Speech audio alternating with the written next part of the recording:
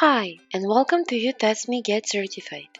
This video shows how to make a training course available to all users in the system and pin it to the top of the My Assignments page. Therefore, you don't have to add candidates manually, but anyone who logs in the application will be able to access the course. Navigate to Training Courses in the application's main menu and choose the training course from the left sidebar menu. In the Information tab, tick the Pin this training course to home screen box and click the Save button to confirm the changes. Note that in order for a student to complete the training course that has the test included, a test must have a self-enrollment option enabled.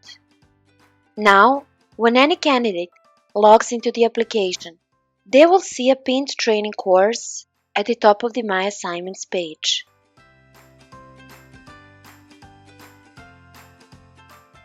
Thank you for watching, and I'll see you in the next one.